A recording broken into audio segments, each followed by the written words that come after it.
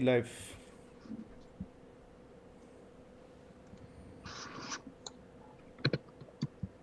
We are live, boys. What's up, everybody? How's it going? Let me just see if I can check the live stream. I can. Hello, everyone. Let us know if you can hear us, see us fine. Audio, video, testing. 1, 2, 3, Zophar. Audio, video testing 1, 2, 3. LR. Audio testing 1, 2, 3, Bakar. I'll just wait through what people have to say. And then we can start up soon. Bakar, I've just tagged you on the tweet in case you want to RT that.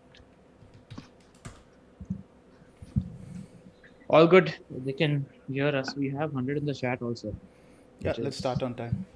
Let's start on time. All good.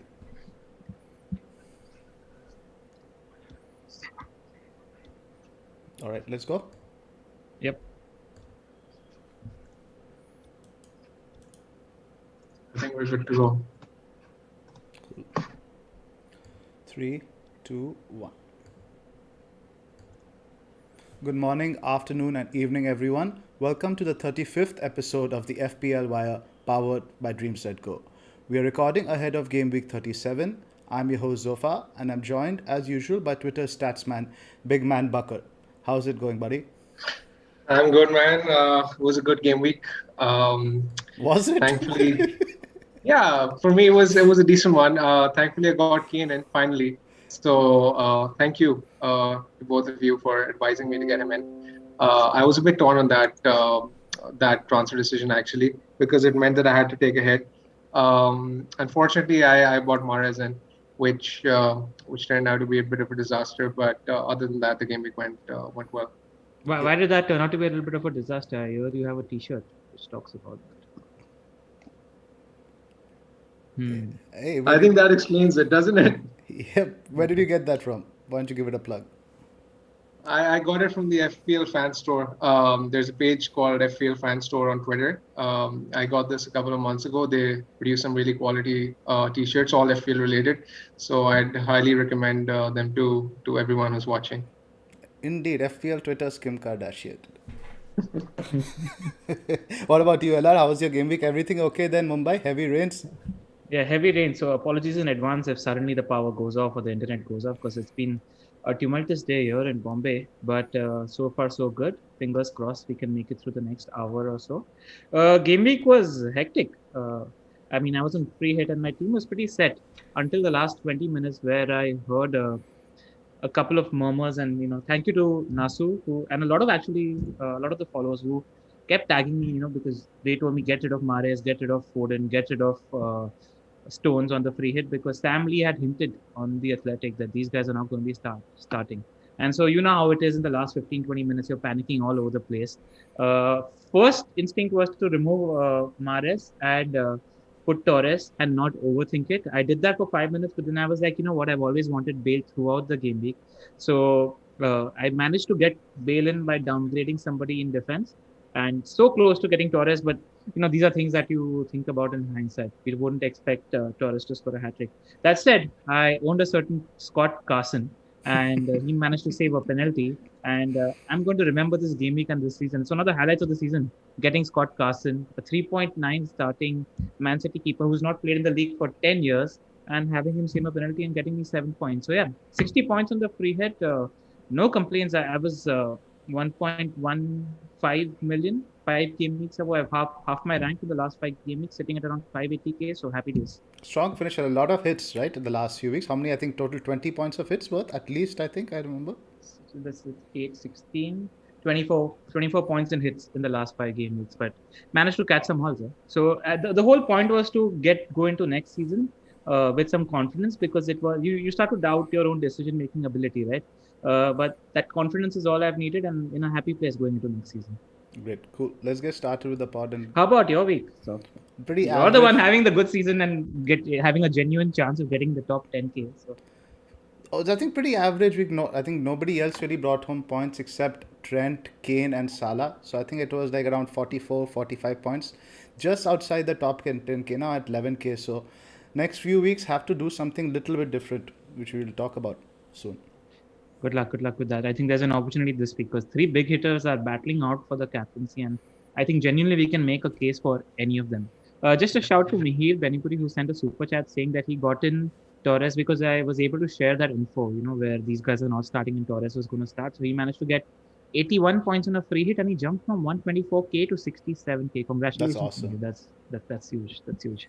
That's All huge. right, Zoph, we can start with the Sponsor plugs. sponsors. Yep. You sure you don't want to do it? No, I'm sure I don't want to do it. Can't do it.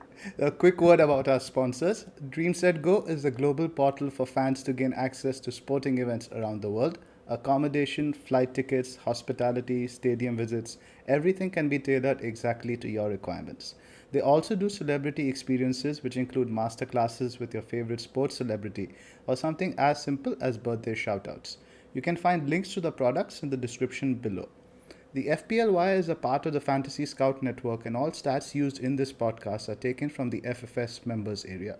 Please sign up if you haven't already. Also, a big thank you to One Football for sponsoring today's stream of the FPL Wire. This app is available on both Android as well as iOS, and it's completely free to download. You can click on the link in the description below. You can get news about all your favorite teams as well as general news about the top 5 leagues. Oh, did you follow the La Liga yesterday? It was brilliant. I mean, The Suarez It goal. was incredible. Yeah.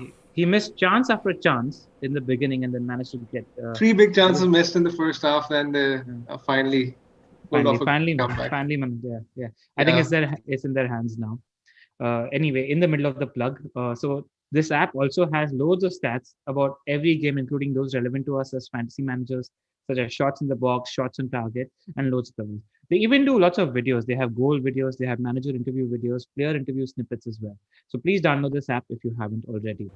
Also, in case you guys don't already know, we've started a league for the FPL Wire, and the league code is DOC0YG. I recommend joining this league this week because the player this week wins a shout out from, in my opinion, the future captain of India. That's Shreyas Iyer. So you want to be winning this shout out from Shreyas Iyer because I think he's a top dog, and this is a collector's item in my opinion. Now we've had some very interesting winners in the past couple of game weeks. We were very happy that in game week 35, the person who was the manager of the week was actually game week 1.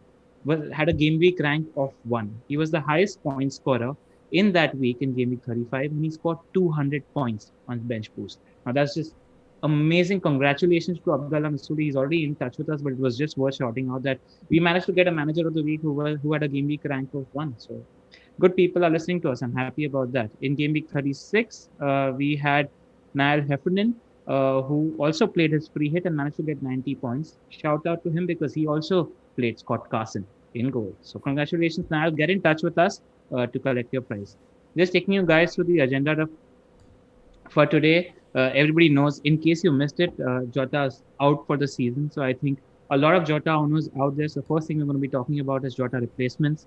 After that, we're going to be talking about strikers because a lot of people are probably still haven't replaced Iheanacho, and they have that decision to make, whether to sell him, whether to go for an Antonio, Bamford, maybe even a Rodrigo, who knows.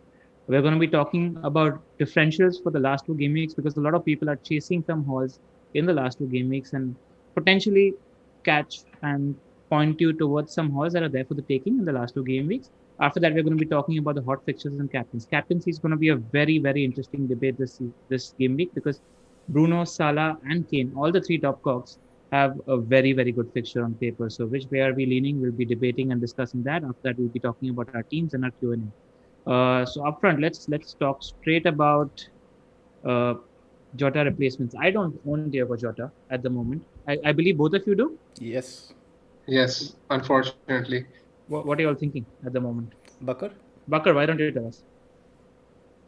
So it's a bit of a tricky one. I have exact cash in the bank to get Greenwood personally for my team.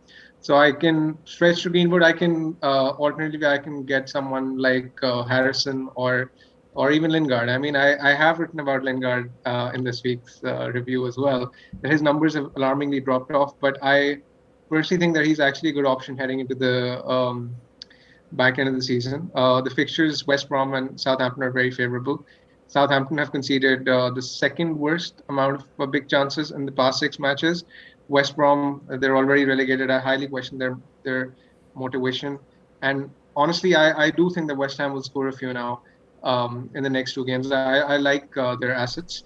Um, Lingard's Bakar, personal what numbers have dropped. I'm aware of that, but I am personally looking at potentially even buying Lingard because that allows for a few upgrades Boom, elsewhere. boom, Um, boom, boom, boom, boom, boom, boom, boom, boom. okay, so in it's a fixture isolation, play. if both No, if it's no because if both of Antonio them is were playing back. the same It's number of Antonio and minutes. Rice being back. I noticed something very different against Brighton game. Anyway, go on, Bakar. Yes, and I honestly now, but yes, I sort of I watched their past four matches. I saw the game against Chelsea, Everton, and even against Brighton, and I sort of got the feeling that they were sort of getting very itchy about getting close to the top four, and they were getting very nervous about it. I don't think that's the case anymore. I don't think they realistically stand a chance of making it. So I expect them to play more freely in the next coming games. So despite the fact that Lingard has dropped in numbers, I'm probably going to overlook it, and I'm going to probably buy Lingard and Antonio for my team this week. If both of them were playing the same number of minutes, Greenwood would have been my preference. But it's tough, honestly, because I think Greenwood might rest in one of the two fixtures. But I mean, there is a lot of upside to getting Greenwood as well, because I've looked at the Fulham data, and Fulham over the past four matches, their numbers have slumped alarmingly. They're worst for big chances conceded. They're conceding on average 3.25 big chances per game. Shots in the box have risen from 5.9 to 9.25 over recent weeks. Average XG is more than doubled. So I can see the appeal in getting Greenwood. So it's going to be a last minute decision between Lingard and Greenwood for me. I personally, I'm not looking at Harrison or someone like that, because I don't think they come close to Rafinha. Lingard and Greenwood in terms of Do you potential. own Rafinha, Bakar? Yes, I do. Yes. Yeah. If you didn't own, would he be your first choice? I still think Greenwood and Lingard are better picks.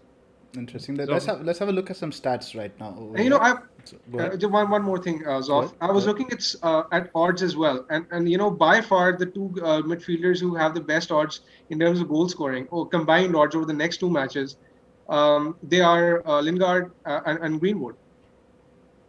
Agree.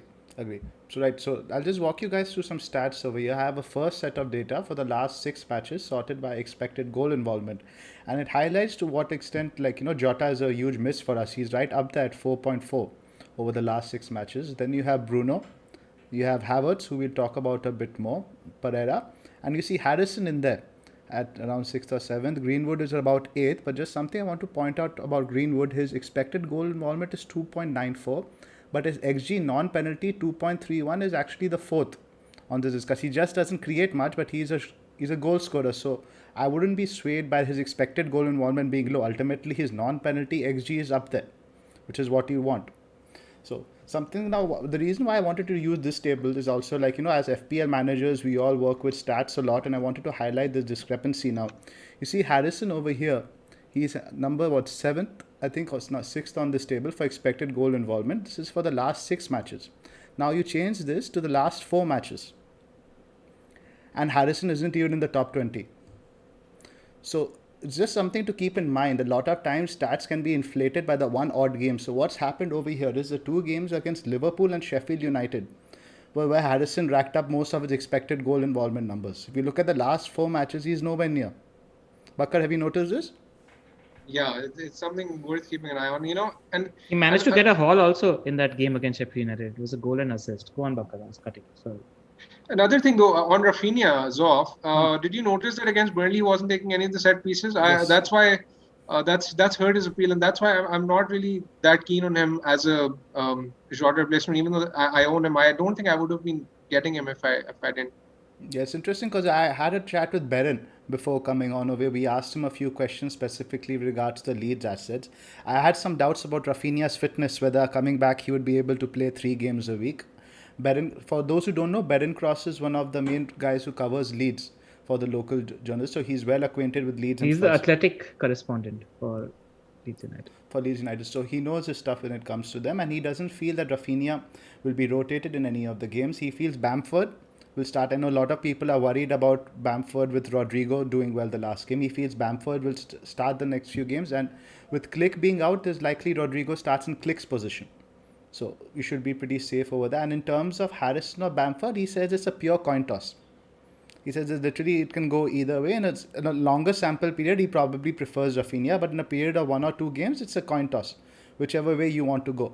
So I think it would depend, I guess, what your ambitions are in terms of differentials, right? Rafinha is that being said, not very highly owned. He's only 20% still in the top 10k, but I think Harrison is going to be even less.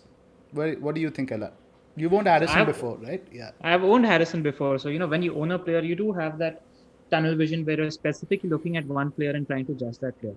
Now, what I've noticed with Harrison, he's a little bit like a mini Sterling because he spends a lot of time, stuck on the wings. He's not inside the box as much as I want to. So, yeah, there is assist potential when it comes to Harrison. I don't know if the goal scoring potential is there, and I don't think it's predictable. So if I had to, and Rafinha in full flow is by far the better pick. The thing that we've spoken about so many times this season is Rafinha has dodged so many points only because his teammates aren't good finishers. That's the main thing. But I do understand that the appeal for Rafinha has gone down a little bit, primarily because of set pieces, which Bakar spoke about. And I asked some Leeds fans in the Twitter community, why Rafinha isn't on set pieces. And the basic answer was that, so I asked them 2 questions. And I asked Andy Tactician, I asked Simon, I asked Seb, I asked FPL Rhinos. All these guys are Leeds fans of the communities. They said that Dallas and Harrison's delivery has been really, really good, which is why there hasn't been a need for Rafinha to be on set pieces. That said, Barron said that nobody's really asked Bielsa about this at the moment. And I think the press conference was there in the morning. Barron would have probably told us otherwise. I don't think we have the answer to that yet. And I did ask them who they'd pick between Rafinha and Harrison at the moment. And they said that Harrison wins over Rafinha in a very small data set. Over the course of the season, Rafinha has been the far better pick. The underlying numbers have been better for Rafinha, and they think Rafinha is the better pick. And I agree with that. I don't think there is a difference in terms of player quality and player class as well. I just think he's the better player. And I know that I wouldn't be going for Harrison over Rafinha, despite the slight fitness issue that there is. But I wanted to ask you about, I think a couple of assets that the community is completely overlooking at the moment as Jota replacements are your Chelsea midfielders. Now, Chelsea need to win 2 out of the next 2 remaining games. They have to play their starting team. And I think after what happened, I'm sure it must have been an emotional turmoil for you in the past couple of days. I would have been the same if I was in your place. That was hard to take. But to imagine what the Chelsea players must be going through, I think they will be chomping at the bit to play Leicester in the next game. And I think Mount and Kai Havertz are just 2 options that the community is completely overlooking at the moment, because he needs to start his best team, because it's essentially winner takes all in the next game against Leicester. What do you think about the Chelsea midfielders, Mount and Kai Havertz? Stop. I think Havertz is going to start the next 2 matches, because as soon as he came on in the FA Cup, I thought he had an impact, and Werner is just not able to do it against these deep blocks anymore. I think Werner is good against your counter-attacking teams, but against deep blocks, he's not really offering much. So I'd really like Havertz for the next 2, and Mount, we know, is definitely going to start. So I think they're great options, and as you said, they're being overlooked. And I think LR, I'd like to say that at this stage of the season, you're likely to be, you want to be catching as many points as possible. You want to catch the big hauls, particularly at this stage of the season, even if it comes, at the cost of a certain amount of risk. So I think Havertz is clearly the pick over Mount, given his far superior numbers. Mount will continue to tick along, but you don't exactly want that kind of player at this stage of the season, right? You want someone, to get a hat trick to probably win you your mini league or something like that. So Havertz is actually a very good shout, as you say. Another couple of things on the lead set pieces thing is, you mentioned that Dallas is taking set pieces. Now that I've noticed historically plays into the hands of bonus accumulation. You look at defenders like Shaw, Digne, Trent. Whenever they take set pieces, that adds another string to the bow. So I think that's very good for bonus accumulation for Dallas. As if we needed more reason to buy him, this is another reason which makes him more explosive, is that if Leeds are to keep a clean sheet, he's likely to accumulate bonus at a quicker clip, given the fact that he's on set pieces. Correct. Right. Is this is that T-shirt that you're wearing, Bakar, playing on your mind at all? Do you think a shrewd move to maybe now jump on a Mahrez or a Foden? Are we looking forward? Because I think the last press conference they were completely focused about winning the league, and that was the conversation that Pep had in the press conference. I reckon that in this press conference, which happens before this game week, they might be asked about whether he's going to be playing the first team, whether there's going to be rest or rotation. I think, and whether Pep is going to be focusing on rhythm. Even Foden and Mahrez, I don't think you should overlook them completely as options right now, because it's been a while since Mahrez and Foden have played minutes, I reckon. So I think it's time for them to start. What do you guys have to say about that? I had a quick glance at the City forums, and I saw what the fans were suggesting, and 99% of them expect Mahrez and Foden to start this week. And 99%. I was on free hit. 99% of the fans expected them to start last week as well. I can tell you that. Yeah, but unfortunately, none of them was named Pep Guardiola. But Yeah, I mean, right. we can only make educated guesses. After Exactly. that, we're just playing the roulette, right? Yeah. But of course, that's what common sense would say. And but then again, if they start this week, then they're at risk next week. So I mean, ideally, you won't want to put yourself in a situation where you get one of them and sort of you risk and leave yourself at the risk of a potential benching in game week 38. I Fair just enough. wanted to highlight this Twitter thread made by Anna Woodbury. She analyzes the Pep's rotation pattern prior to his previous UCL finals. And what he does is he actually, surprisingly, I noticed most of the players got 2 weeks rest. Before them, like 5 to 6 players, they were rested for even like 20, 30 days. So I don't think Pep is very, I know he's talked about rhythm and stuff at all, like, all that stuff a lot. But this season is a bit different in terms of like, how tiring it has been mentally and physically. So like, like Bakar said, like, I don't think any City player you're going to get now is necessarily going to start both. You're probably going to get one start. Yeah. And there's a lot of conversation in the Twitter community about the Newcastle mids as well, ASM and Village. Yes, we should They've touch upon got that. a decent bunch of fixtures. I'll tell you what I think about that. They've got a decent bunch of fixtures in the last 2 games, but I don't think the games suit Newcastle. Newcastle, much like West Ham, are a team that like to counter. And I don't know how they're going to play against Sheffield United that's going to be sitting deep and telling Newcastle play. I don't think they have the creative impetus to take advantage of such a game. So I'm not convinced about Willick or ASM, because I quite like them against the middling teams where there is space for Newcastle to counter, because those are the kind of goals that they score. What do you guys think about that? Bakar? So on Newcastle, I agree with your assessment that if I was looking at a Jota replacement, I won't necessarily look at one of them. But since the fact that this was a very commonly asked and popular question in the community this week, I thought it was worth addressing. So Newcastle, over the past 6 matches, when I look at their numbers, they're third for XG, which is a very rare occurrence. When you look at stats, Newcastle are generally in the bottom half of the table for attacking statistics. But I noticed that over the past 6 matches, their big chances per game are 2.67, which is more than double when I compare that to their season average of 1.27. Their average XG per game is 1.62 as compared to their season averages of 1.06. So the last 4 games, Bakar, the last 4 games, Liverpool, I'm just talking the last 4 games, Liverpool, Arsenal, Leicester, City. All 4 teams that would dominate possession against. Yes, that's a good point. And I agree with your assessment more or less. But I'm just pointing out that their numbers have been decent. Now, I'm not agreeing or disagreeing with you. Just giving some added context. That's nice of you. Yeah. And then regarding Saint Maximin and Willick, so Willick has started the last 2 matches. So I compared his numbers with Saint Maximin, and I excluded the penalty from the data because I don't expect that to be the case again. Bruce himself post match said that Jonathan will be on pens. So over the last 2 matches, Saint Maximin, Willick, shots inside the box, Saint Maximin 1, Willick 4, big chances, Saint Maximin 1, Willick 2, penalty area touches, Saint Maximin 4, Willick 8. So Willick clearly has the better stats. Now I went through the odds, and despite the fact that Saint Maximin had the better odds, I still think Willick is probably the better pick.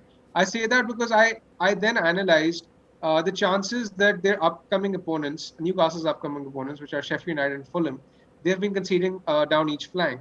So this calendar year, Sheffield United and Fulham accumulatively have conceded 144 chances on their left flank, which will be Willick's flank, as compared to 112 on Saint Maximin's flank, which is basically the right flank. So that makes me feel that Willick is the pick over Maximin because of the way the stats are saying. Zoph, you're looking at these guys, the Newcastle mids? Not really. Even though the fixtures are good, ultimately Sheffield. I do like the Sheffield United fixture. I was impressed by what I saw of them last night, I had to say. Everton didn't play very well, but Sheffield United finally showed something in terms of the shackles off, etc. So I don't think they'll necessarily sit back as much at St James Park. And the Fulham game, right? You look at it, Fulham will also probably come at them. So I think they're good options genuinely. But like you said, the attacking numbers, I wasn't too impressed by them as much. The underlying numbers didn't really impress me for either of those guys. Yeah, but for the team it was good. But I reckon a lot of that also happened when Wilson was in the team, and I don't know. I just don't know how Newcastle will be against a team that's it. I mean, if I had to go for a cheap midfielder, maybe to upgrade elsewhere, the guys I would look at are the Arsenals, Saka and Issa. Because I saw the games, the last 2-3 games that Arsenal played in the league, and Saka was sensational, especially in that West Brom game, creating chance after chance from a wing-back position. Now, I think with Arsenal, it's always been the case historically that when there is no pressure on that Arsenal team, they tend to do well. They tend to play freely. They tend to play good football. And I think they're the better shout because the team has more quality than a Newcastle United at the moment. And I just think if you're looking for cheap funds as Jota replacements so that you can upgrade elsewhere, Saka is the one I would go for. It's interesting. They have good fixtures as well. I don't think I'd go there. Palace, Brighton. Yeah, Palace and Brighton. I think there are two tricky games for Arsenal. I honestly won't be surprised to see them slip up. Palace is going to be first Palace game with fans, so that might be a bit tricky for Arsenal. And Brighton are never really pushovers. So you make a good point there, Bakar. I can see what you mean. Yeah, it's just I'd go for them over the Newcastle picks if you're going in that. Look at these Martinelli numbers, right? I wish he was playing. Martinelli has posted some really good numbers we had seen in our earlier data set. Also, I don't think I trust Arteta. I'm not even sure what kind of lineups he's going to put up in the rest. That's a major issue over there. So ultimately, let's just swiftly try to recap this section. So ultimately, the Jota replacement we suggested from Chelsea, you could probably go for Mount or Havertz. If you're going for differentials. Yes. If you're going for differentials. From Leeds, we prefer, I think, Rafinha is unanimous from all of us. And then let's talk about Manchester United now, Pranil, because we have to talk about Mason Greenwood. I think he's the most transferred in player this week. Now, we had discussed this when we had the panel together for the Man United before the triple game week. The thing with Greenwood is we think he definitely starts the Fulham game, but what about the Wolves game after? Yeah, the thing is, the problem right now is that our defense without Maguire is absolutely shit. It's pants at the moment.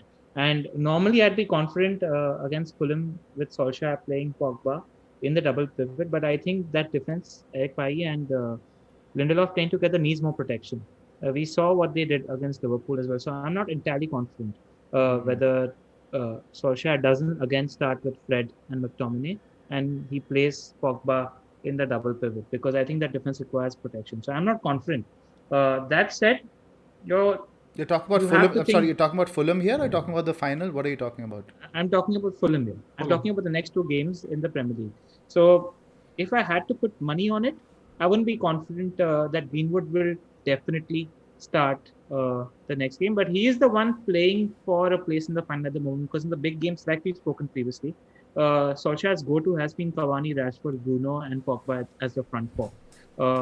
But we saw how much of a difference in that game against Liverpool. Once Pogba went deep, Rashford moved to the left. Rashford was a completely different player. Once he moved to the left against Liverpool, he had much more of an impact in that game as well. So I don't know what Solskjaer is going to do. At the moment. No, but Pranil, when was the last time Cavani started 2 in a row? That hasn't happened very frequently either, so he could easily play ahead instead of Cavani as the 9. Yeah, he could play Cavani as the 9. You think he plays both the games, Bakar? I think he has the best chance of all the United players to play both. I can agree with that. Statement. He does have the best chance out of all the United players to play both the games. Right, so especially because he's playing for a position in that final team, and he's giving Ole a very, very difficult decision to leave him out. So just to mention, if anyone doesn't know already, United's Europa League final is on Wednesday with their final league fixture on Sunday. So there's a very limited period of rest, which is why we are questioning whether the players who play Wolves are going to play in the final as well. So getting back to your point, Bakar, about Cavani, I'm very, very confident Cavani plays this one, primarily because it's a game in front of fans. Yes. They've spoken a lot that he's not played in front of fans yet. He wants to play in front of fans. So I'm extremely confident Cavani starts this because there's been a 4-day gap. So it's a sufficient recovery period. And then it gives you 1 week break from the final as well. Right? So I'm very confident on Cavani starting. The question is really on that right side, do we see Rashford or do we see Greenwood? So I'm reasonably confident about Greenwood starting about Fulham because ultimately United need to score a few goals. There was an article on The Athletic where Solskjaer talks about that the rhythm and confidence in the squad has been disrupted a little bit because of the Liverpool and Leicester matches. Little bit, he wants a confidence back up. So in front of your fans and all that stuff, you care about scoring goals. So I really don't think it's a game like, where he'll probably go with Fred McTominay in midfield. That makes a lot of sense. Let's hope so. So that's my hope and obviously expectation as a Greenwood owner. Now the tricky one is the game week 38 game against Wolves now. Let's talk about the final. Do you see Greenwood starting the final era? He's pushing for a place at the moment. It's between him, Pogba, Rashford and Cavani for that one spot, right? I mean, anybody could drop out and you wouldn't be surprised. Correct. Because against Liverpool, we looked good when Rashford was on the left and Pogba. Fred had a terrible game against Liverpool, giving the ball away unnecessarily so many times. Let's not talk about that. So I can't confidently say anything. I can't put my finger on anything confidently at the moment. Solskjaer's go-to, he always talks a lot about experience in big games. And Solskjaer's go-to has always been the other four guys and Greenwood on the bench. And that is probably Correct. the case.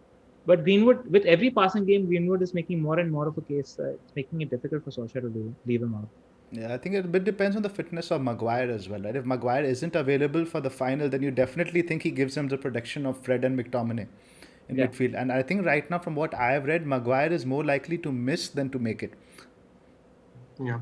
We just had a press conference today in the morning where I was reading some Solskjaer quotes and he was talking about still they're in the stage of testing and he can't give a definite answer in terms of. So it's not optimistic. That's my point.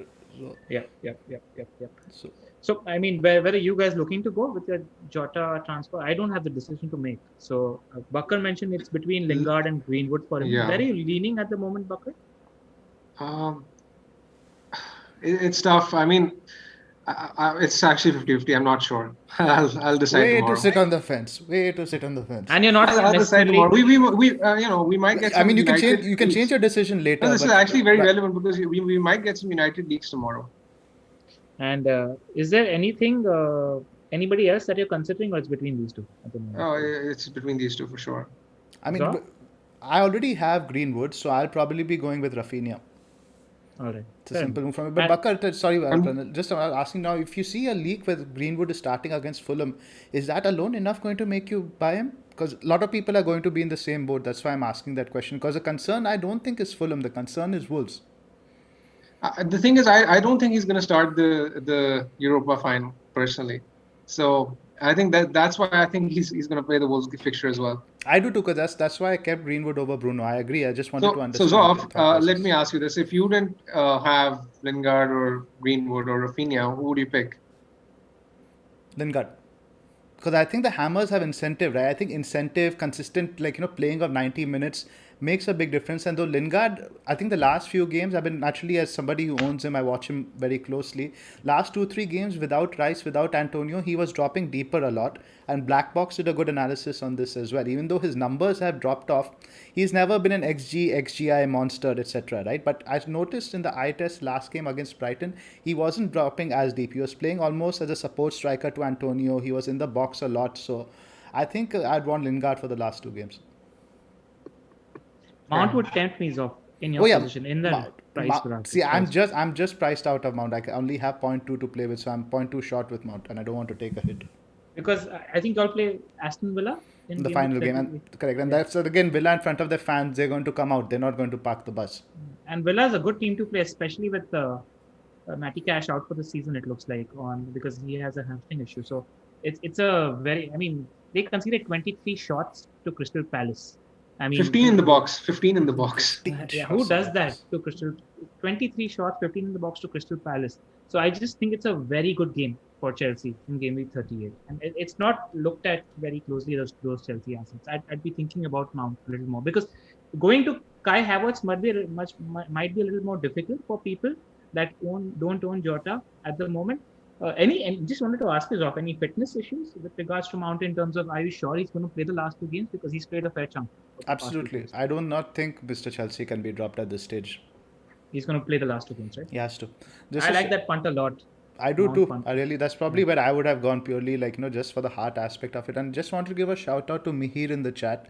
He's a United fan. He's mentioning a couple of things. Last time we had a Europa final, we played all the academy players in the final game due to less rest. Also, Villarreal have had their last game preponed for extra rest days.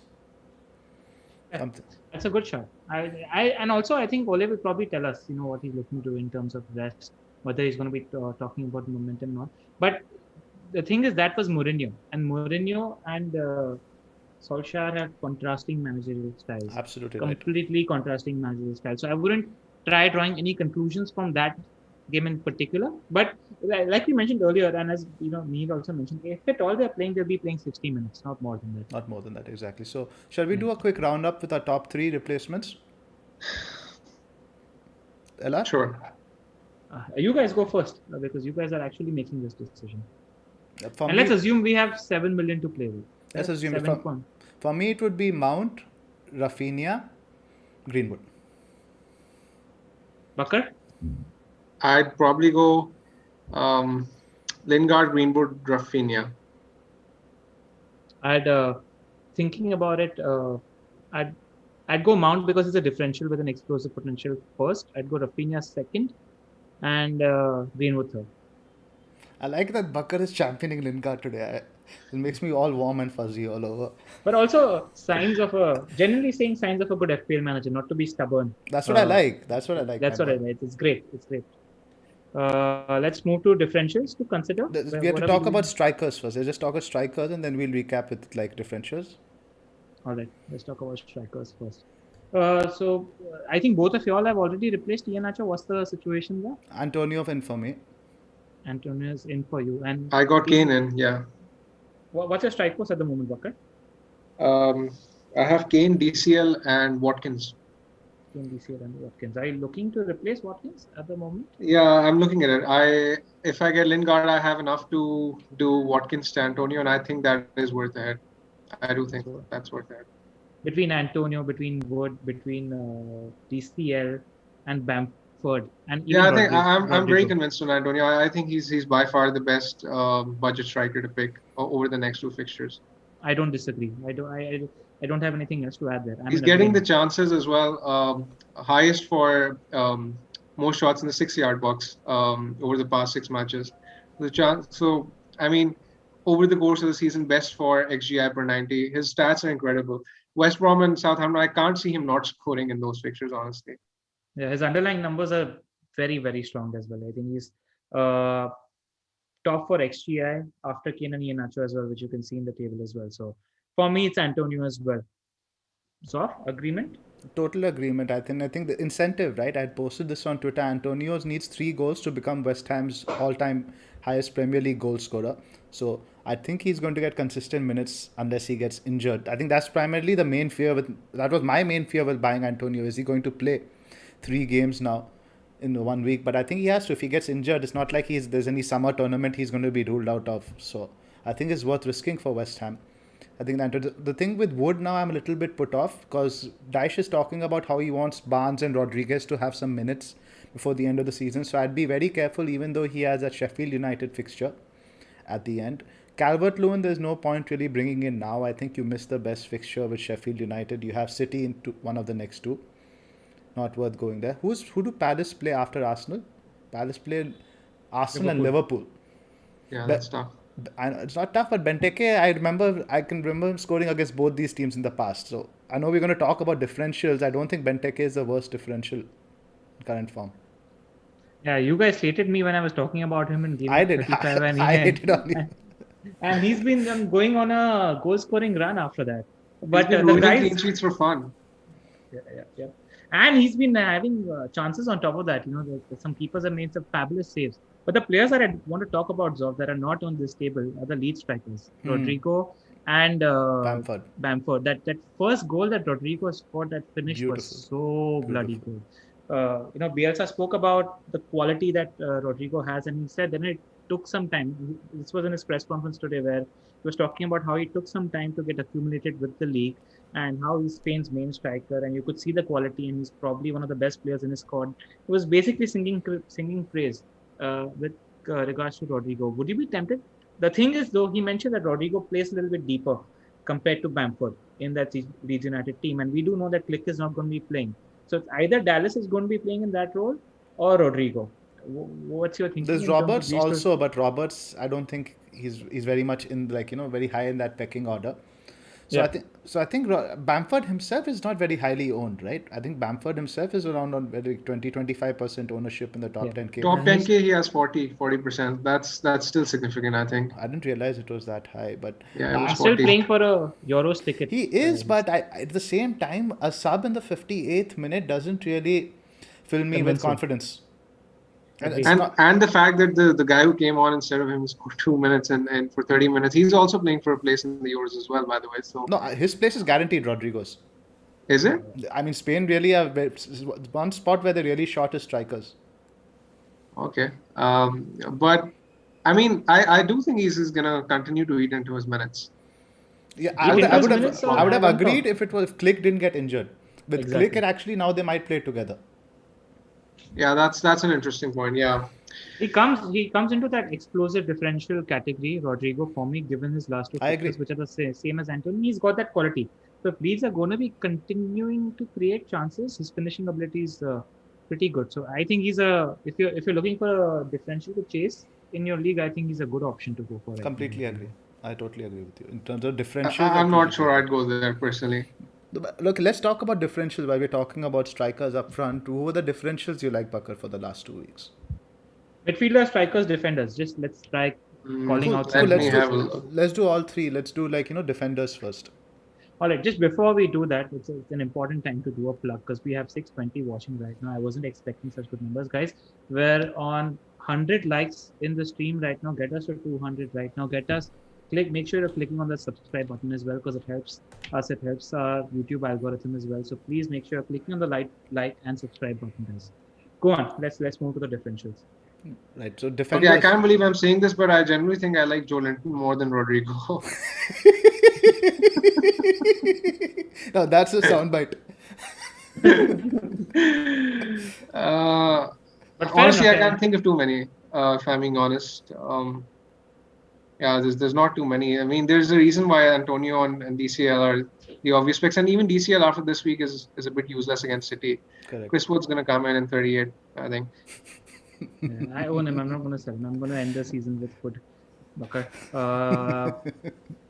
But when we're talking about differentials, we don't necessarily need to talk about, I think, cheap guys because people who are chasing, even guys that are expensive. I mean, Gareth Bale is a huge shout for the differential as a differential in game week 37. I thought he looked really good in the game. I'm talking only about strikers though. Not too many strikers. Let's cycle back and let's talk about the entire position. Let's start with defenders because this is the next section we have in terms of differentials. I'll just bring up the fixture ticker. Let's talk about defenders first. Who do you guys like? I think this is the hardest position to pick a differential.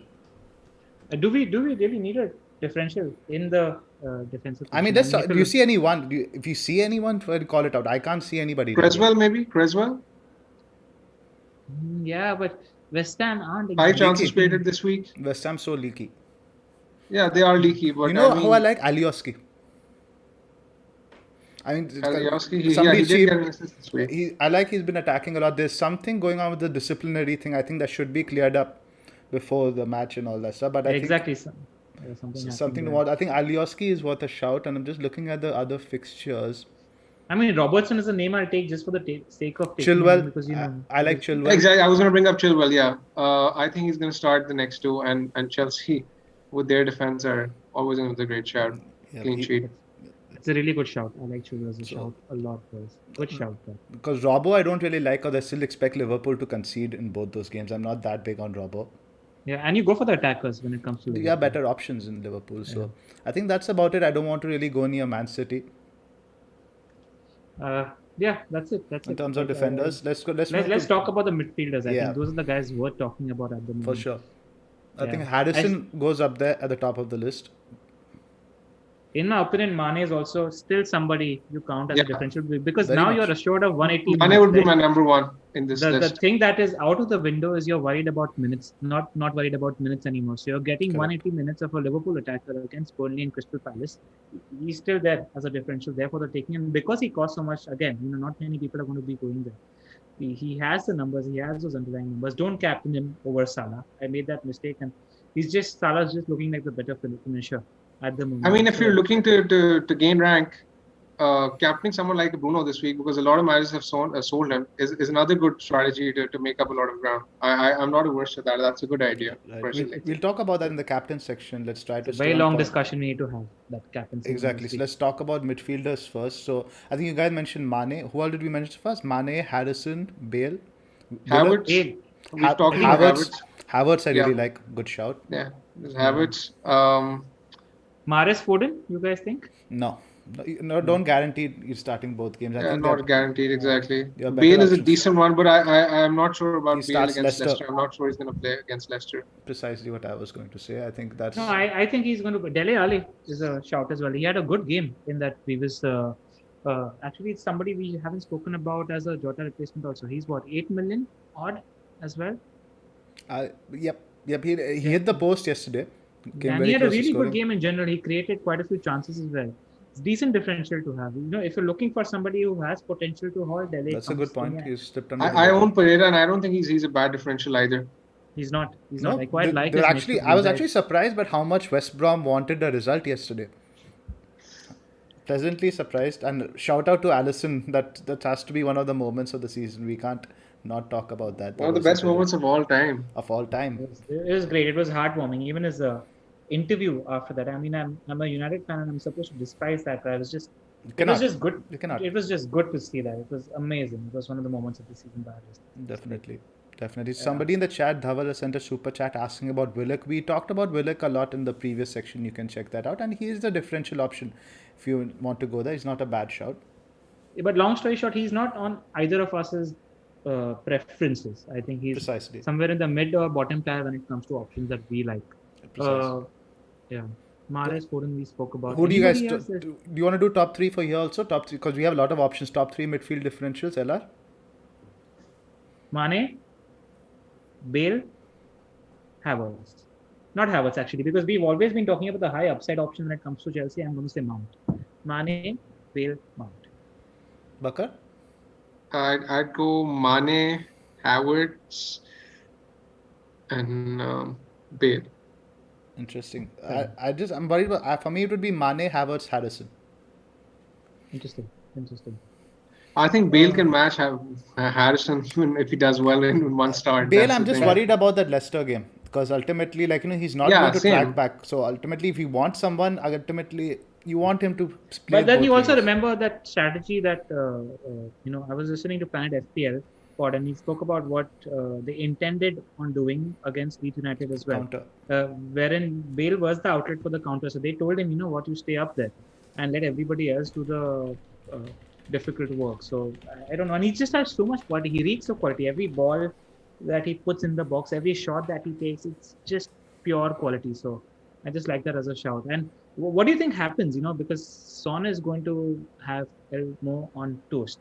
Do you think, and so I also think that there's going to be a lot of crosses coming in from that side where Reguilon and Son are going to dominate that left-hand side for Spurs. So there could be a lot of crosses, and Kane and Bale are both going to be in the box as well.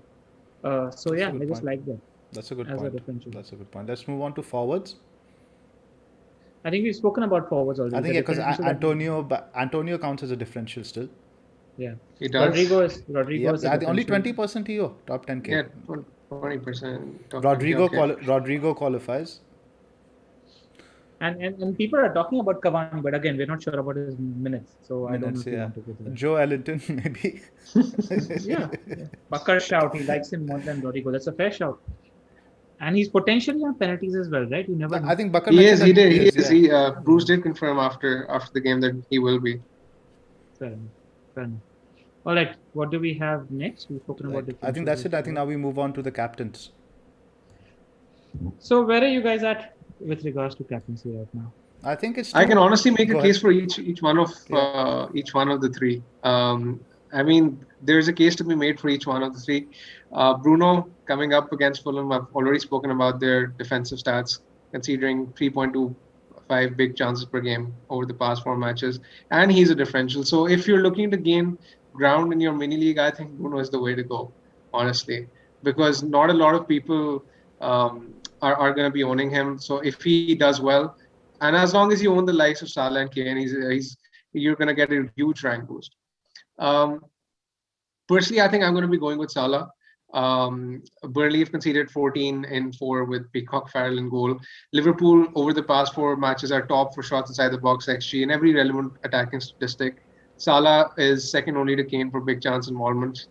And I just think Liverpool have the highest motivation of all these teams. So I'm going to go with Salah. There's a case to be made for Kane as well. We've spoken about, Aston Villa conceding 15 shots inside the box against Palace this week. And Kane has the best stats as compared to anyone else in the league. So, I mean, you can't really go wrong. Even this week alone, he had 3 big chances, which was the highest of everyone else. So, I mean, can't really fault it, honestly.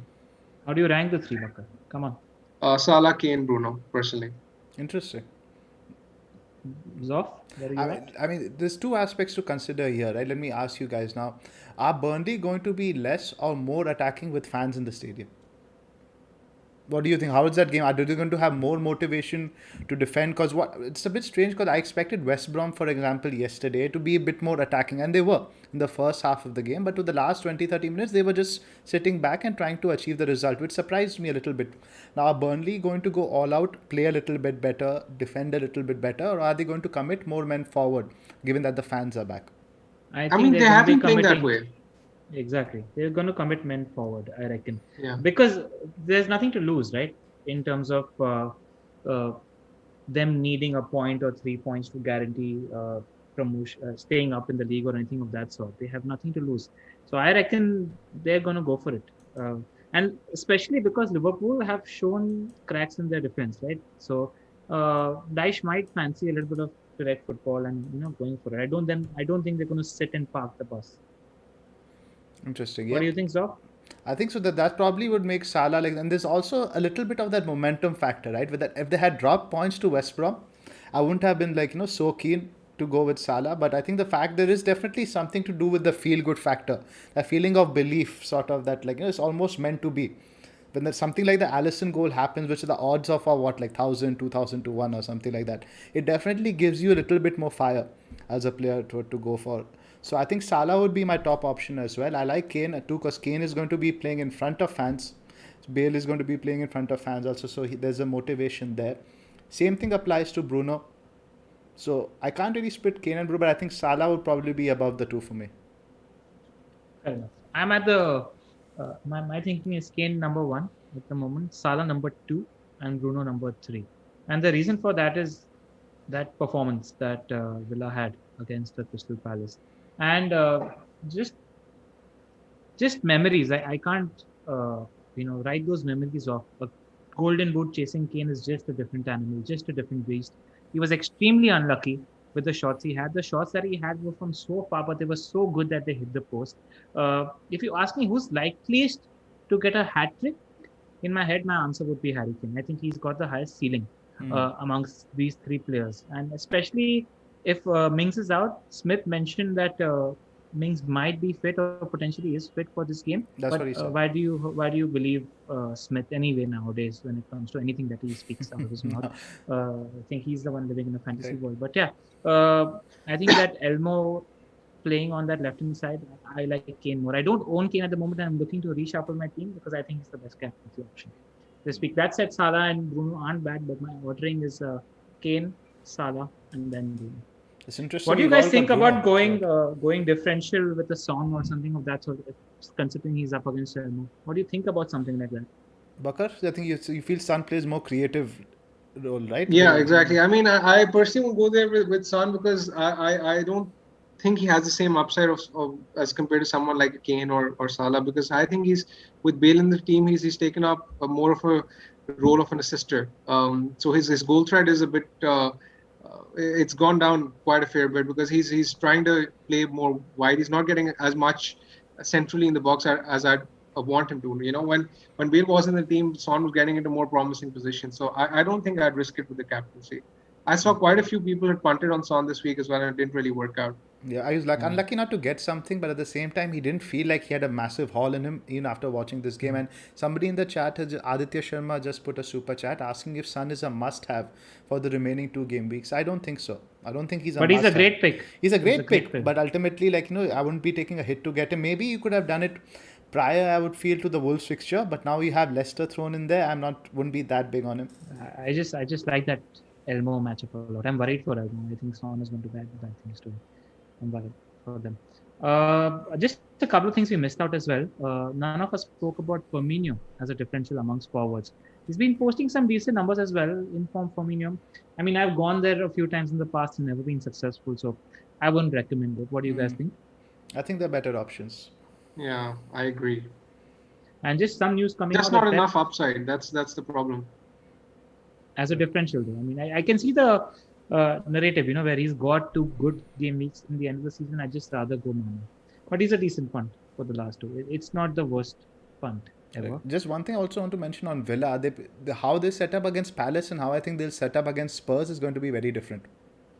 Yeah, but I think it suits Spurs. I think Spurs... The bus parking, right? The bus parking. Bus parking suits Spurs because they've got elite shooters. So even if you're parking, they know how to make an inch of space and then get that shot in, which is very accurate as well. So I never mind Kane against park buses because I think it suits him. I never mind the quality. I think these it's going to be a similar game to the Wolves game, no?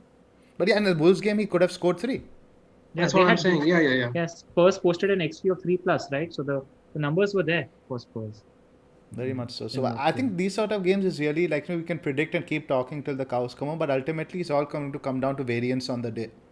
Yeah, just a bit of news as well. A lot of people in the chat mentioned that KDB has been training for the past 2 days and Pep mentioned that he feels good. So just another differential thrown in the mix. Would any of you all consider it? I mean, I'd much rather go Mahrez. I don't think he's going to start 2 games regardless of that. Agree. All right. So I think Bakar and Zoph are on the same page where they have Salah number 1 as captaincy option, Kane 2, Bruno 3. Bruno's 3 for me as well, but I have Kane over Salah as a captaincy option this week. Correct. Right. Let's just quickly do our teams and we can do a short Q&A. If you guys have time for the Q&A, I'm quite hungry. Yeah, we can do it for 5-10 minutes. Cool. Your team first, Elar. All right, my team is in a mess after the free hit. So for the benefit of the listeners, I'll just quickly read it out. I have Martinez as my keeper. In defense, I have Shaw, Trent, Rudiger, and Robertson. In midfield, I have Fernandes, Rafinha, Salah, and Greenwood. Up front, I have DCL and Iheanacho. I actually have Wood on my bench, but I think I'll play Wood ahead of Iheanacho because that Liverpool defense is there for the taking. What I could do, I think I see Robertson as a cash crop because I don't know how many clean sheets Liverpool are going to keep in the last 2 game weeks. So I can probably do something like a Robertson downgrade to an Alioski and a Maddison upgrade to a Bale or a Son. Or if I really, really want Kane, which I do because I think he's the best captaincy option this week, then it's a -8 for me where I downgrade Robertson to Alioski. I downgrade Maddison to somebody like Smith Rowe or Saka because I prefer him to the Newcastle options. And then I can upgrade Iheanacho to Kane and I can put the armband on Kane. That also gives me the easy route to Aguero next week if I want Aguero for his testimonial for my team. I think the Kane's move makes sense, especially since you value Kane so very high. I think you have to take a -8 to get Kane, right? Yeah, I have to take a -8. But hits have worked for me. I mean, it makes sense if you're going to captain him. Correct. Yeah. So yeah. And I think he can do well against Leicester as well. So with Kane in the Golden Boot. So what's the thinking with it's an important thing to speak about. Any news in terms of Johnny Evans' injury? He's not available for Tuesday, but he's not ruled him out for Wednesday, but he's not ruled him out for the weekend after. That's something that's in favor in terms of the matchup for those Chelsea Chelsea midfielders that we spoke about as well. Correct. So yeah. Go on. Whose team do we have next? Bakar. All right. So I have Martinez in goal, Digne, Trent, and Shaw. In midfield, I have Rafinha, Salah, Mahrez, Pereira, Jota as of now, Kane and Calvert-Lewin up top. On my bench, I have Areola, Watkins, Castagna, and Konsa. I have 0.2 in the bank, so I have... Sorry? I was just asking how much cash. Yeah, 0.2. 0.2 in the bank, and I have enough for Jota to Greenwood with the 1 free transfer. That's one move I'm considering. The alternate move I'm considering is to sell Jota for Lingard and to upgrade Watkins to Antonio. That would allow me to bench Pereira this week. and that would also give me Lingard and Antonio, which I really like. But it's at the cost of a hit, and I'm not too sure whether it's worth it, but I'm leaning towards doing it at the moment. What do you How guys much is think? Watkins, Bakar? 6.2. 6.2. I would just do Jota to Lingard and that's it, no hit. No hit? No hit. The problem, I really don't like hits in the last 2 weeks of the season. I can see where you're coming from. That's why I'm not too sure as well. But I'm just putting it out there that the things most of my seasons I've ended the season with a hit and it's worked out. So I just want to say that there are both sides. Obviously, there are multiple ways to skin a cat, but then if you ask me, this doesn't really need a hit. I agree with Zoph to an extent, because in your case it's different. You're getting a captain, and with captaincy hits are sort of minimized, so the effect isn't as big. But in this case, why I'm leaning towards it is because of the fact that it sort of allows me to get another player next week. For example, I can upgrade my defense, and my defense next week is very weak. I have Trent and Shaw, and Shaw I don't think is going to play. I'll probably have to play Castagna against Spurs. So I can sell Digne for someone like Dallas next week if I get Antonio. You have TA, Castagna, and you can do Dean to Dallas next week. Your defense is fine. TA, Castagna, and Digne to Dallas. That's what I'm saying. But so why do you need the hit for? Because I also have Calvert-Lewin. And Calvert-Lewin has. You can play Watkins at home to Watkins' first game in front of the fans against Chelsea. You can definitely play Watkins there. I think that's a blank. I honestly don't think Villa are going to do much there. Honestly. And a must-win game for Chelsea. Chelsea as well, yeah, exactly. I think Watkins and Calvert-Lewin are next to useless next week. Fair enough. That's the only thing. The only thing that comes to me, Bakar, when you're talking about the moves is. What's your position on Mahrez at the moment? Do you think he starts? What's your thinking there? I think he starts this week, and he's. I don't think he starts next week. I think that's dodgy. I think he starts this week. Because I think there's cash. There's a cash cow if you want to take a hit and maybe punt on somebody like a Son or a Bale, because there's potential double-digit haul there for the taking. So that's just the only thing that comes to my head in terms of letting go of both Mahrez. I personally don't think there's much between Mahrez and Bale, honestly. Fair enough. That's the only thing that I'd probably contemplate otherwise. Because when it comes to the last 2 game weeks, right, you need to choose and pick your hauls and then go for it. That's it. So what would you guys suggest if I gun to head? What would you do? I've already given my view. You think just the one transfer to Lingard, right? Yep. I'd upgrade Mahrez to a Bale or a Son and downgrade Jota. Are you going to sell Mahrez after just getting him next week, and you think he's going to play this week? And I'm just going to end the season with him. I don't think I'm going to sell Mahrez. But now, especially when he got his rest last week and you bought him, I think you can't be selling him this week, right? You have to at least give him one run out. I played. My thinking would be to pick the haul that I think has the highest upside and get there. That's how I would play the last 2 games. That's upside chasing. That's it. That's how I would think. I would prioritize the higher ceiling in the past 2 games because you don't have too much to lose in terms of getting stuck with a player or anything. So just see what matchup you like the most and go for that. That's what I'd do. Right. I'll just quickly walk through my team. I just made a nice wood joke in the chat. I couldn't go without one.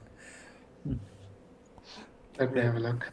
So this is my team: Martinez, Rudiger, Shaw, TAA, Greenwood, Lingard, Salah, Son, Calvert-Lewin, Kane, Antonio, with Jota right now first sub. So the only decision I have to make is to wait 1 more week before transferring out Jota or not. The only concern there is if I need a sub with Jota out, I'd only have Saiss and White to bank up on, but the gain might be 1 more week of information. So that's all I have to really wait. What do you guys think? I think you're set. I don't see any weaknesses in that team this week. You have the Spurs guys, you have Salah. The only person you don't have is Bruno, but I think that's okay because all 3 of us think that he's the 3rd best captain. And I have Greenwood, so hopefully he can exploit that fixture to some extent. So what do you guys think? Would you guys move to strengthen the bench this week or wait for 1 more week of information? Might help decide between Rafinha, Harrison, something like that. Wait for 1 week. I'd do that in your case. Yeah, because I don't think anybody is likely to get benched from this slot, right? Greenwood, Lingard, Salah, Son, DCL, Kane, Antonio. You'd all expect them all to start. Yeah, I'd honestly save the transfer. I like having 2 free transfers always for the final week. Yeah, that's what I do. Cool. So let's just Gives you flexibility. give me flexibility. Precisely. Cool. Let's just do a quick Q&A for 10 minutes before we wrap up. All right, cool. Right. Guys, feel free to throw us your questions. Right. We'll be doing So a Q&A it will be a for- shorter Q&A than usual, guys. So super chats will definitely be answered, and any other chats we get, we will try to pick that up as well. Alright. Nice. So Just we kept waiting. it to one, apart from the Q&A. Not bad. I think we've covered everything that there is to cover. While the questions have started coming in. Start 2 of Rafinha, Bamford, and DCL. I'll Rafinha, start the league first. DCL against Wolves. Wolves have been very, very bad defensively. I would definitely want DCL in there. I would probably lean towards, I would say, Rafinha and DCL. Fair enough. And DCL I staying agree. in front of the crowds as well for the first time this season. Something I That forgot. makes a big difference. Jota to Greenwood or Iheanacho to Antonio? Which one is the priority transfer? Bakar? Iheanacho to Antonio, I think. I agree. No, but I wait, agree. Jota is out for the season, that being said. Iheanacho Yeah. actually has a decent fixture in 38. So Yeah. I guess it depends on the team. If you can Yeah, afford... if he has a nice playable front eight, then Antonio. Correct. That makes more sense. Ewan Morris is asking ASM for Jota. We've done a big section on Jota replacements at the start of the pod. I think you should listen to that. We've given our ratings as well in terms of our preference. Sell Martinez for Messi. I wouldn't do it. I think all three of us are on the same page when it comes to goalkeeper transfers. I think you go upside chasing with your other positions. I do think Southampton will score this week anyways. There's not much to gain or lose. I would have, mentioned Ings as a differential amongst the strikers, but Hasenhuttl spoke specifically about him being told to play Ings only for 60 minutes by his physio, so that just put me off Danny Ings as an option. Yeah. People mentioning about DCL being a poor option at home. I just want to mention fans being back is a bit of a game changer for Everton. And especially in that stadium at Goodison Park where those fans are so close to the pitch, right? I think it's probably one of the stadiums in which it makes the biggest difference, the fans. And it's a very vociferous crowd as well. It's a very partisan crowd who are very vocal. So it made a big difference. I remember when they even had them for the season, they had 2,000 fans for 1 or 2 weeks, right? It made a big difference even then. Yep. We have a super chat from Nehal Kulkarni. He's asking Nacho to Antonio and Tielemans to Harrison for... So he's basically selling Iheanacho and Antonio. It doesn't make sense. He's selling Iheanacho and Tielemans for Antonio and Harrison for -4. I like it. Yeah. Both have good fixtures in the last 2 games as well. I agree. Yes, because I don't really fancy Tielemans as an FPL option either. So Antonio and Harrison, I would do that, even for the hit. Somebody's asking for a triple captain punt. Oh my god! How do you still at this stage of the season? I think you go for Kane this week or Salah next week. The home game in front of that's a good shout. Go for the home player, son this week. I go for Salah next week. Salah 38, right? Yeah. One of the two. Makes sense. How about Zaha? Is he worth keeping over Greenwood? Yes, I'd keep Zaha. Yeah, I'm going to change it too. He likes playing Arsenal. I agree. Shaunak is asking, should we factor the home factor while choosing between captaincy for Salah and Kane? What do you guys think? You guys are not thinking about that. We discussed that, right? It might actually help Salah that Burnley have fans as well. It might play into their hands. So it works both ways. Yep. We have a super chat again from Nehal. Shea Adams differential in the last 2 games. They have West Ham and who else? Leeds. Not for me. Not from. I think they're better, but he's not bad. He scored the last game, and I expect him to get minutes over the next 2 over Kane. I'd rather go Rodrigo. Just more upside there. I'd agree. Anderson FPL, another super or chat. Joe Linton, as Bakar said. Another super chat asking for Mendy and Rudiger to start both or bench one. I'd start both. It's a must-win, a massive game for Chelsea. Yeah, I can see it being low scoring. And like we saw in the game, right, in the FA Cup final as well, there weren't many chances in that game. Both the defenses were pretty good in that game. Yeah. Let's just do one. Gone through the entire pod, not talking about emotions in that game, so well done. Rather not. Yeah. For those that don't know, Zoph was miserable, absolutely miserable for the day and a half, and didn't bother talking to him as well. You mustn't have seen him on Twitter as well. But that's how anyone would, yeah, I'd be distraught. I'd just go off everything football for a day.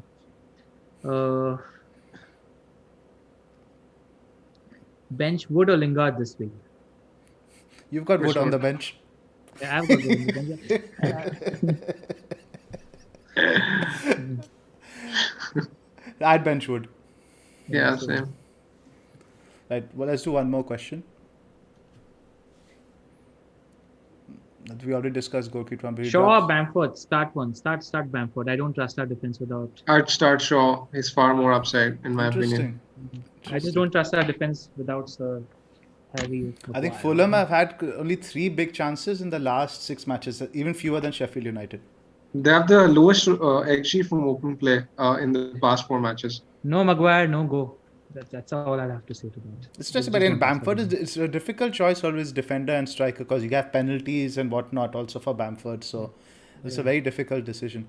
We have a couple of super chats here. One is from Ciobano Murcia. Hope I'm sorry we didn't butcher your name. He's asking whether he should sell Rashford or Son and DCL and buy Rafinha to captain Kane. I think that is the main move over here. Oh wait, he's selling Rashford. If you're selling one of Rashford or Son, don't sell Son. Sell Rashford, DCL. Buy if you're convinced about captain Kane, then get Rafinha and Kane. Get Rafinha and Kane. I think that would be my preferred duo. Yeah. And don't sell Son. That matchup is gold this week. Correct. And plus Rashford, almost certainly you can be sure he won't start 38, right? Because of his injury issues. So. Yep. How important are the Leeds attackers for the last 2 game weeks? I like them. Amongst the budget value options. I'm very worried. I couldn't watch the Burnley game. I was fucking terrified of having no Leeds players. You got off lightly considering the fact that they won 4-0. I saw 4-0. Like, bro, I'm definitely a plummet over here. And I saw the highest owned player was 6 points. I was like, I got off very early. A shout out to Abhishek Ganti, long-time supporter of the pod. He's sending us some love. A question. I just love you all. I was at 1.6 million in game week 3, now at 185k, gunning for 100k. All credit to you all. Good luck, Abhishek. And we only provide information. For questions. Let's just talk about what we're going to be doing now onwards. I think the listeners should know what our plans are looking like. So we'll probably do a pod on either Thursday or Friday, which is going to be the second last part of the season. And I think after the season is over, Bakar, Zoph and me will be chatting maybe within the week or 10 days, just before the Euro start, in terms of how the season was, where we made mistakes, where we grabbed opportunities, and talk a little bit about next season. So I think for this season, we have 2 more pods happening, one probably on Thursday, Friday, and one after the season ends. Right. Remember, like and subscribe. Yeah, please don't forget to like and subscribe, guys. And that's it from me. Good luck for Game Week 37. Go chase those halls. See you next week. All right, guys. Good luck. Goodbye and good luck.